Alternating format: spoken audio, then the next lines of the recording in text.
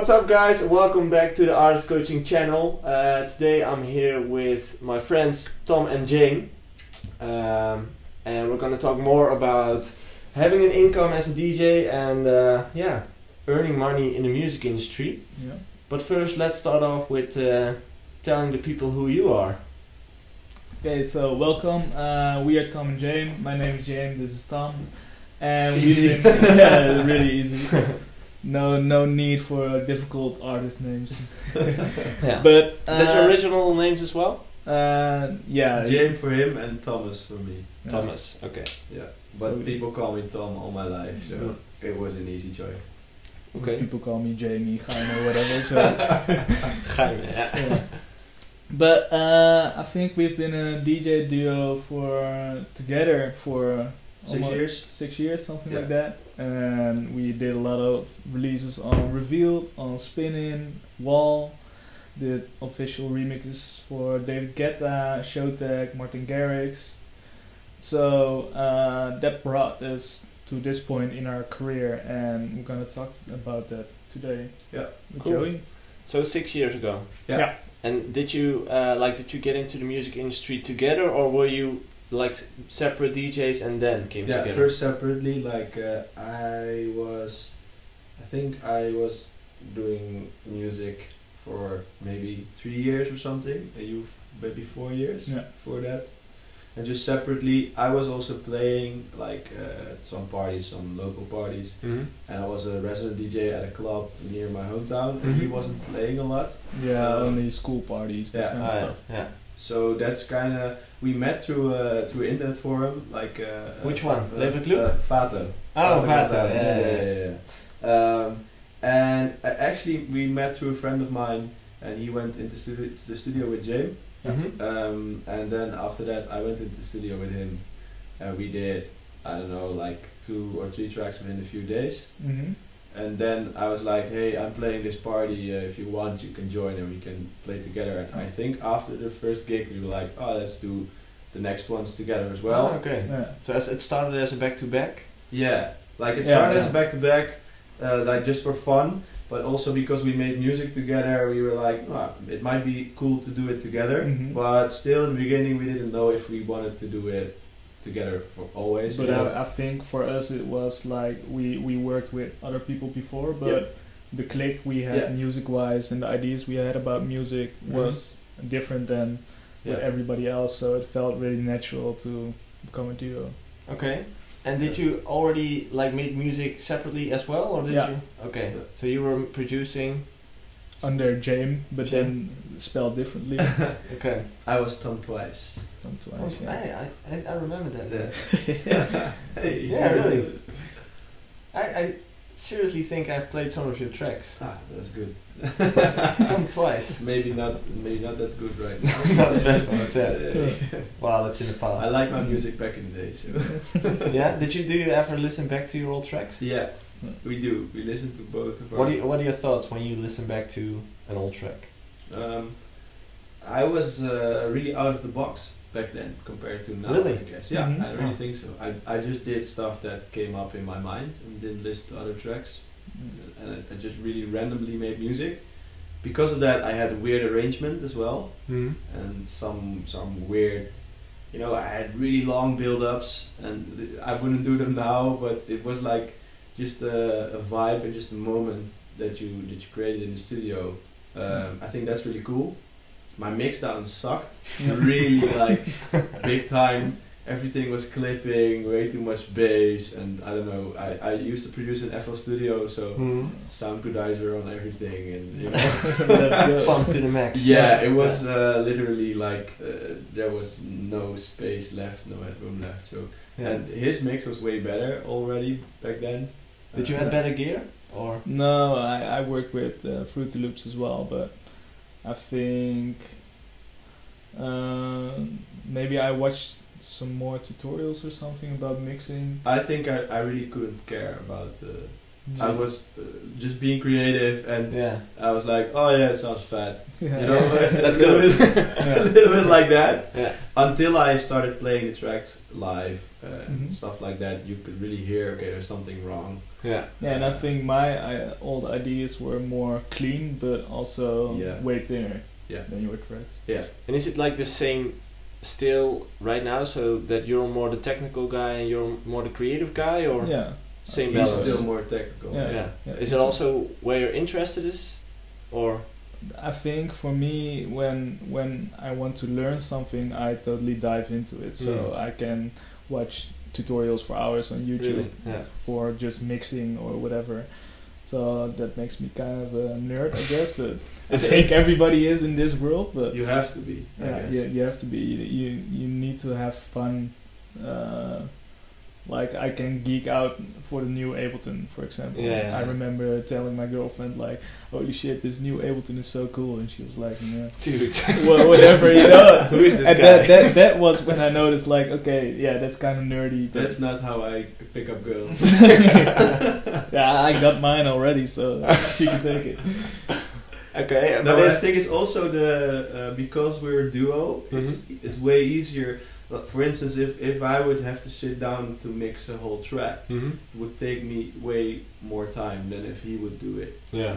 So because he already had a little bit of the advantage in the beginning of our career, he still has it now. It's like we went up together. Yeah.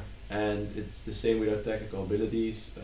But now we work as a team, so you know when there's something I can't really mix it. He looks at it and. Of course, I'll take a look at it as well, and I still learn from him, and he can learn some stuff from me. Sometimes when, for instance, melodies, he can have a melody inside his head, but then he doesn't really know how to put it in the computer. I'm just a little bit more quick, so so it's both best of both worlds. It's time saving if we use each other's. Stay in your lane, you know, like do the thing you're the best at, and stick to it. I think that's the best thing there. So did you learn to the mixing and mastering stuff? Did you learn it by watching tutorials, or also went to a music school, or? I learned most of it during tutorials, but I think back when we started, there weren't that much tutorials going on. No. Like there wasn't really a big community for producing. Yeah. You had some stuff, but most questions were actually asked on the forums and stuff. When you really had a problem, you would just go vato.com or Luke forum, and you would just ask people, you know, how do I do this, how do I do that? And back in the days, you kind of started, I don't know, you had Lux in the beginning. Lux? Lux, like Lux. I don't know, he also produced for the Voyagers, I guess. And he started doing like some small tutorials because people asked a lot of the same questions. So I guess after that, not that he started the tutorial kind of thing, but he was the first Dutch guy who did some serious tutorials. Okay. And after that, it became like more. Everybody started doing it. And also, I think when you start, you don't know what to search for because you don't know what you need to do. You don't, for example. The best example for me was that I didn't know about sidechaining for quite a long time. Like I heard as Firebeats, they made these kind of tracks back in the days where they had a lot of their synths or their leads were on top of the kicks. And I wanted to do that as well because it's, you know, really punchy, but I just couldn't do it because my kick was being pushed away every time. So I really started like cutting stuff in the audio files. So so you kick So I did kind of a sidechain, but not the real thing, you know. Until I met Melchera back in the days, and he was like, "Start sidechaining." I was like, "What's that?" But that. Took a long time before I started to find out what it was. And now, if you just type in on YouTube, I don't know, 10 basic things you should know about producing, you will see it. And do you think that makes it easier to make music at this time? Nowadays, but also there are way more people, so I think there's only room for so many bigger DJs. And I think everybody is only looking to those guys and to what they are making and looking at labels like, okay, this is the sound right now. But what people don't know is that the tracks that are being released today can be 1 year old, or can be made like half a year ago or something. Yeah, so true. if you look at that, and that's your reference for what the sound should be, you're always you're always late to party. Yeah, true.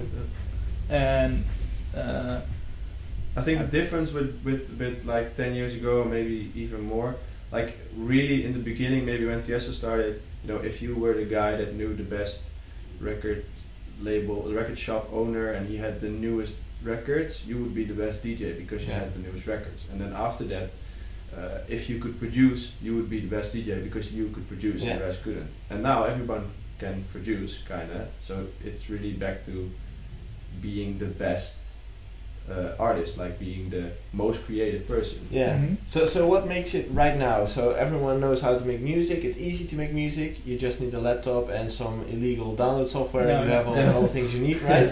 Or you go to Splice. But it's really affordable. It's really easy to get started and to get into a decent level because all the samples sound great, all the presets sound great. It's really easy. How do you experience this in the music industry? Like, is it harder to stand out? Is it harder to become big in this industry, or what changed? I think nowadays people are way more focused on result instead of creating something unique. Like, they only look at the labels, like what I said before. Okay, this is the sound. I love this sound. I want to make this kind of tracks.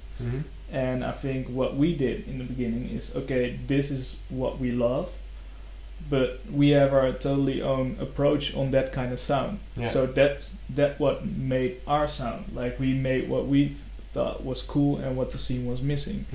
Like, what we wanted to play as well.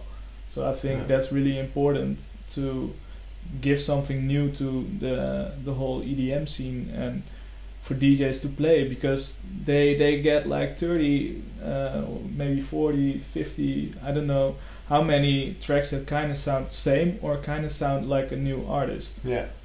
And the only artists that are getting like really big have their own unique sound. So that's something you need right now in this industry to create something, some kind of success.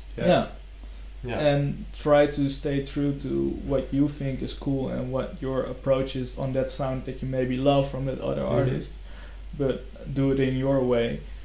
And try to push yourself to do other things. And I think a big advantage is when starting out is maybe you don't know everything about producing it yet. You don't know the perfect mix or how you don't know the rules, because rules can really limit you. Because you don't know what you're doing, you actually create more unique stuff. That's where the magic happens. It's fun because we were talking before we started recording, and we were talking about the older tracks, like my older tracks. And I experienced the same thing. You know, when I got started, I just did whatever I thought was good. And I noticed that the tracks from the beginning were way more creative than the tracks in the last 2 years, like in the last years. But I think, like you said, the rules, the experiences you have, what the market does, all those things come to play when you're in the industry in a few years. But from the beginning, it's just all those ideas in your head need to get out, and that's where the most beautiful things start. So for sure. And that's not the only thing that changed in the industry. Like, there's a lot of other things that changed, especially like new platforms to like streaming came into the game. How do you manage that? Like, what did you change in your own career to work with that? It's a difficult question, actually. If you think of it, a lot has changed. Like, I don't know, like a couple of years ago, it would be like the most important thing if your release would end up in the Beatport top 10 or anything like that. That was the main goal. It really, you could get a lot of gigs just by saying, dude, look at Beatport, we're in top 10. Everybody's playing. That meant like a tour. If you were in the top 10, it's a top 10, it's a tour.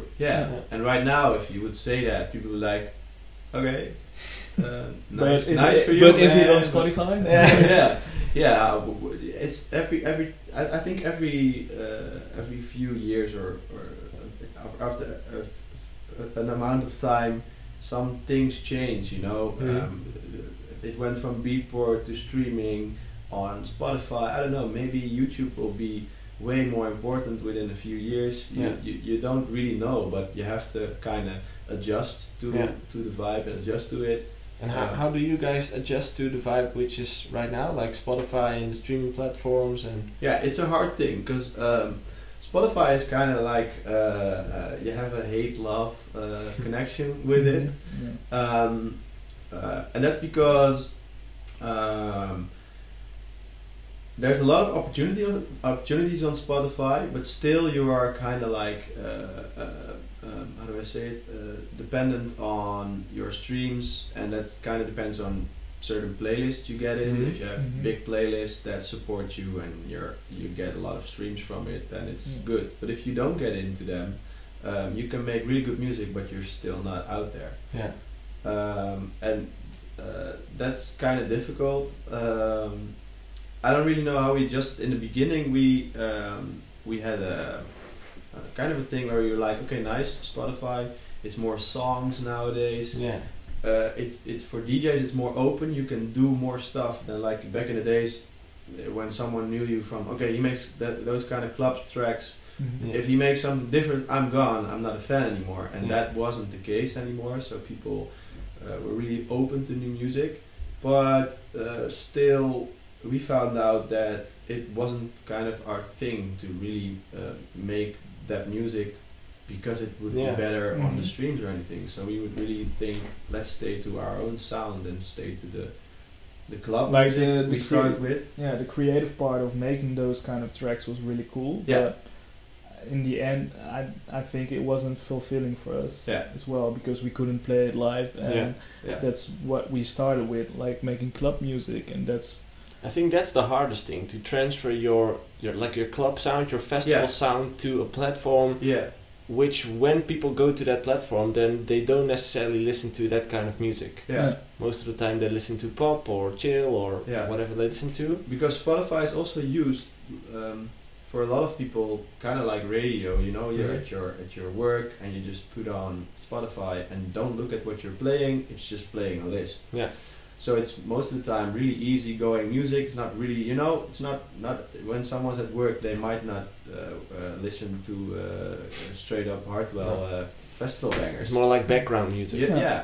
So that kind of music is doing really good on Spotify, but the thing is, it's not always doing good in the clubs or at festivals.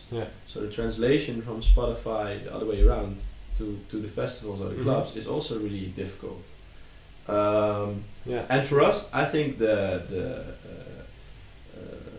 challenge or the fun in the challenge is to do it the other way around, like to make our own music.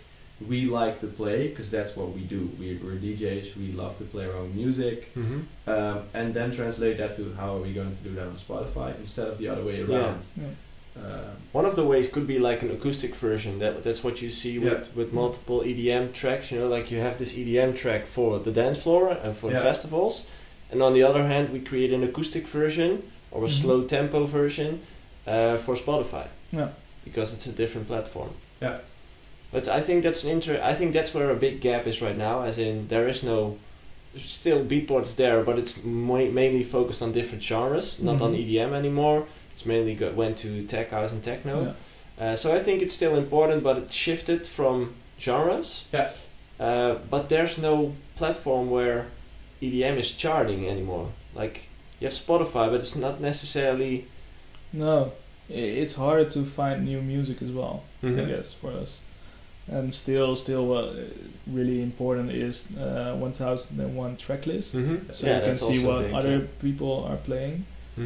So that's really important. But the thing with that is also it's release music, so it's you're late to the party. So that's why I don't know. That's why back in the days, getting inspired was like searching for ideas and probably SoundCloud was really important with that. I think still SoundCloud is one of the best ones to go to find something new, I guess. Undiscovered material. Something like that. So how do you guys get inspired right now? What's the biggest impulse? Is it like going outdoors, having a walk in the woods, or is it listening to different sets from different people, or? I think the second. Yeah. Like, Yeah, the sets? I think like that's from when I speak from myself. Like when you go into the woods and you go back and you're like, oh, I'm so inspired. Like, was it that tree or what is it? It's always a fun story. I hear a lot of DJs say that, like, oh yeah, I get inspired by the nature or inspired. We're really not like that. Yeah. We're just Like, we get I inspired can by say- sounds. Yeah, and I stuff can like say that. touring is inspiring, but that's also playing like in shows and seeing what certain music does to the crowd. Mm-hmm. I think touring is more motivational. Like, Yeah. you know, for instance, if you haven't been touring for a long time and you make music, but you really want to play it and you really want to have, you know, you want to get out of the studio. Mm-hmm. And then when you go touring and you come back, you have a lot of energy to start producing again. Yeah. Mhm. So I think it's really motivational, but like inspiring. I don't know. It's not that we. Well, let's say motivational. Like, what gets your heart going quicker? You know, like. Hearing new music, unique Okay. stuff. Yeah. And I think a lot of ideas start with hearing new music, trying something similar, but somewhere in the process you totally go a different way. Yeah. But you got that initial spark from that other track Yeah. or that set or whatever. So I think trying to, it's your own take on what somebody else has done. Yeah. It could be a technique that you're using, or it could be a certain sound that you're looking for. Yeah. But when you feel creative, starting that process, like making something like that, maybe you go totally a different way, but just go with the flow. Like Yeah. what your mind tells to you, you need to follow that, because Yeah. that's way more important than thinking like, oh, if I make it like this or that, maybe that label will sign it. No, Yeah. labels want to have unique music as well. And I think another big one for inspiration is working with other people. Collaborating. Yeah. Yeah. And it doesn't even have to be a collaboration. It can also be just helping each other. Mm-hmm. Just getting a tip from someone. I try, try the bass line a bit different, or I don't like the chords. Yeah. Send them over to me. I'll change it. We did that with Thomas Newson a few years ago. We were stuck on this track, and he was like, "It's good, man, but the chords are just. I don't really feel the chords. Send it over. I'll do some other chords." And he made some tiny adjustments, and he sent it back, and it was like, "Oh yeah, it's way better now. Yeah. It's the same, but the feeling is a little bit better." Yeah. And it was just that, and he helped us within 5 minutes to go further Yeah. with the production. It's just a different set of eyes looking Yeah. to the same Yeah. project. Yeah. And I think both our collaborations with Hall and Rush were also both a project from one of us that we were stuck on. Yeah. Yeah. Like Buddha, they had this idea and it was Yeah. cool. And when we heard it, like they sent it over for feedback, and we were like, "Nah, this isn't it, but we know how to get there." And they're Yeah. like, "Yeah, we're not sure." So we said like, "Okay, send it over," and then we finished it. Yeah. And Yeah. that was one of our biggest tracks, I Yeah. think, for them as well. Yeah. And after that, Move On Me was idea we had that we Mhm. were stuck on. Like we knew it had something cool, but we didn't know how to finish it. Mm-hmm. And then we sent it over to them. Or it was funny. They asked us like we should do a track together again, and we made a little idea and sent it to them, and they were like, "Nah, it's not fresh or whatever." Then we sent 2 weeks later or something. We sent the idea for Move On Me. We sent it for feedback, and they were like, why didn't you send this before? This is the track we really like, you know." Yeah. Okay. And then we finished it together and became our most played track on Spotify. Yeah. Today. Okay. So collaborating really works for you Yeah. And remixing as well. It's the same Yeah. kind of thing. Yeah. because you already have a starting point, and then you can go from Mhm. there on your own. Yeah. Yeah, but it could also be like a sample, a cool loop Yeah. or whatever. Yeah. Something that gets your creativity going. That's why Yeah. Splice is so cool. Yeah, let's dive into that, because that's why mainly what I want to talk about, as in that's what I think it's interesting for people who are watching right now. Being an artist, everyone knows releasing music is one way to get an income. DJ gigs is one way to get an income. That's like the most famous ways to make money in the music industry. I just think that there are way more platforms available right now to make money, or to at least start making smaller amounts of money. Mm-hmm. You guys started a Patreon page. Yeah. Mm-hmm. And like you said, can you explain what Patreon is? Because I'm not sure if everyone knows what it's like, what it is. Patreon is kind of, it's a website where you can go. It's kind of like I don't know, Facebook or anything. It's a website where you can go and create your own page. Mm-hmm. And on that page you can kind of make your own platform or your own unique kind of I don't know, group or community. Mm-hmm. Where you can offer all kinds of things. You can actually do anything you want. You know, there's people out there that are doing YouTube videos. There's people out there that are doing collaborations. All kinds of stuff. You can do it in the creative industry, but also in other industries. We started Patreon. I didn't explain it very well. So, the thing is, you can go there as a you know, as for instance as a fan of us. You can go there and there's different kinds of packs we offer. Mm-hmm. And it's extra stuff. We don't really offer it like on Facebook or on Instagram, anything like that. We only do it on Patreon for the community members. So exclusive. It's exclusively for community members. Yeah. Yeah. And we have all kinds of things there. We offer monthly sample packs. We do feedback sessions. Mm-hmm. We do Google Hangouts. What do we do more? We started one big Patreon collab. Yeah. We are really focusing on building like a community, which we loved in the beginning when we started. Yeah. Where we actually met each other. So actually, like the forums back in the days, we kind of miss that now. Yeah. So if you have a problem or anything, where do you go to? Yeah. Of course, you can go to YouTube, but there's no one you can really talk to it about. Mm-hmm. And sometimes it's a really specific thing, you know, like not everything is being covered in tutorials, because most of the time it's like the general things that get covered in those videos. Mm-hmm. But if you get stuck in sidechaining by a certain button and you don't know like how do I do this, no one's gonna explain that to you. No, and who do you want to ask? Like a professional. Yeah, that's you've the been thing. in this world for 6 years, or in this world longer, but in this EDM scene. Yeah. The good thing about the forums was, you know, the Vater forum, you had contact with Vater Gonzalez. The Leber Gluck forum, you could talk to Leber Gluck. Yeah, true. Mm-hmm. And that's the thing we really missed right now. You can't really talk to a DJ. Maybe through his promo email, but it's like we get, I don't know, 300 emails a week or something. Yeah. So we cannot reply to everyone. So that's where Patreon comes in a lot. They can ask us all kinds of stuff, and we can make time for that because there are exclusive members. Yeah.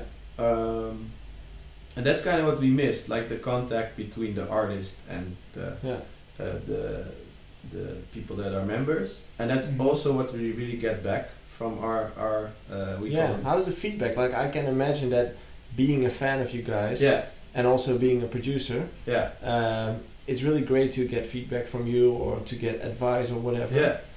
But is it also, do you also have packages for fans who aren't necessarily in the music industry as well? Yeah. Like maybe like I've seen you also do vlogs. Yeah, maybe some backstage material or something. The vlog thing, we must say, is a tryout.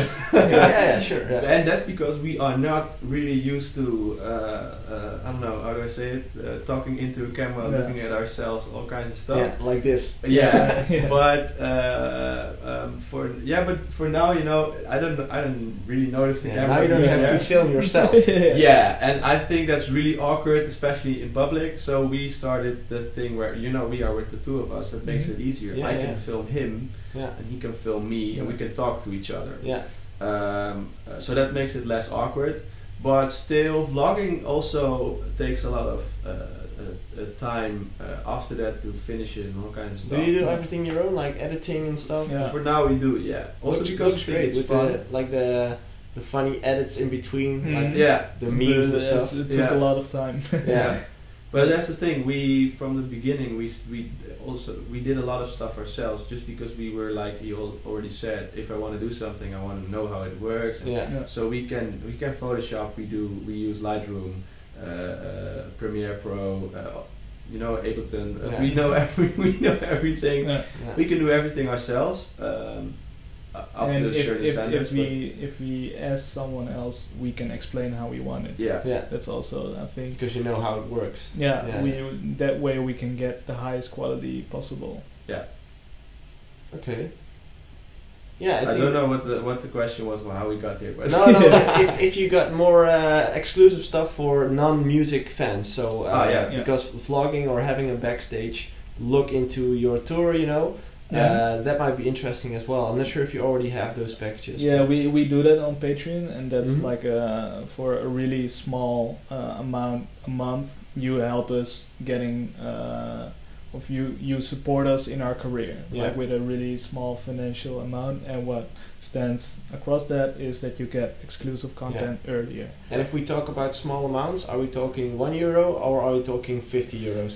the fun thing about Patreon is you can actually choose yourself. So Okay. you can do whatever you want, but we have some packages where we can offer you all kinds of stuff Yeah. for an amount. So you can have a package for, I don't know, $2 a month. So Starts that's at 2. starts at 2 and then it goes up to 5, 10, 15. So yeah, it that's goes really up. small. Yeah. It goes up Yeah, yeah. until like we made a fun one in the end where you can pay $500 a month, Yeah. and then You'll cook for them. Yeah, we'll we'll fly take them. over. We'll fly them over to a show Yeah. anywhere in the world. You know, it's for fun. Yeah. But no, the most packages are between, I don't know, $2 and $30. So Yeah. you can choose Yeah. whatever you want. And I think the most, like the people that are members for now, are part of our community. They really like the fact that they're, I don't know, getting attention from us, and Yeah. we see Getting what they're feedback. doing. We see what they're doing with their careers. Yeah. And also we helped some of them with feedbacking on their tracks to actually get them releases. Cool. Mhm. Yeah. So that's a really good one for us. You know, we actually brought something to their career. Yeah. It's I- next level engaging. Yeah, I think Yeah. that's fun to do. I think I think it's so worth it as well. Like Mhm. you can, as a beginning producer, you have your own network, but you can send it out for feedback, but you don't get feedback from professionals. Like we've worked with labels, we've worked with, you can name it. We worked with it in the music industry, Mhm. and if you send really track to us with particular a question with it, like how do I get this signed, or what do I need to do to Mhm. get signed, then we'll help you with that, Yeah. because we know how it works. Mm-hmm. But that's also like it's not free. Like we've built that all the Mhm. way to here where we are now, and that's just experience. Yeah, and it's like time, you know. Like I think everyone's willing to help other people. The problem is Yeah. that everyone's too busy. Yeah. Mhm. So if people are going to spend time helping you, there needs to be some kind of financial advance in that. Yeah. And I think this is a great way because it's really affordable for Yeah. people. It's really low. It's like a low amount. It's like like you said, $2, $5 a Mhm. month to Yeah. help someone and to get in touch with them. I think it's a great way. Yeah. And a great way for artists to engage with their fans, like with their producer friends, but also with their like non-music fans. Mhm. I just think it's a beautiful time to be an artist, as in there's a lot more opportunities Yeah. Mhm. to make money, but also to reach out to your fans. Yeah. Same thing with the Spotify, like with the super fans and stuff. Mhm. So you can actually see who your super fans are. Yeah, it's a lot of fun. Like imagine that 10 years ago. Yeah. How would that work? Yeah. Yeah, it's I don't know. Times have changed. Positively and also negatively, I guess. Like, well, maybe not even negative, but it's like back in the days it was really hard for people to make music. It's now become way easier to make Mhm. music. But disadvantage, there's a lot more artists out there, a lot Yeah. more DJs, so it's harder to become Yeah. a well-known DJ. But on the other hand, only the good ones will become known. So there's Mhm. good music. So yeah, it's exciting times. How long did it take you to make a living out of music? Like how many years? A few years. Yeah. Like the funny thing is, a lot of people we speak, a lot of like small talented guys that are just start making music, and they come up to us and they're like, "Oh, I want to have a release on Revealed this year." Mm-hmm. And then our response mostly is why, and not because we love Revealed, we release there as well. It's a good label, but more why is your goal? I want to release on Revealed this year, because a lot of people really think you can just start making music and within a year you will be the next big thing. It's just not. You know, every guy that has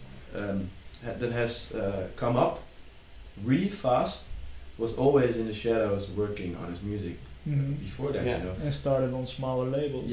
Maybe your sound is so unique that the biggest labels don't want it, but a smaller label maybe under a different name, you know, under like Top Twice. You see it a lot. You know, you see it a lot. You know, Cashmere used to be with the Cataracts. Oh really? Brohak is John Dalbeck and London Bros, and they were doing that music for a long time before under different names. But some of the people will now think, oh my god, Brohak, they are so big. How did they get so big? Because they were already in the industry for years, already had the networks and stuff. So it's like the classic thing with the mountain and then the ice top, you know.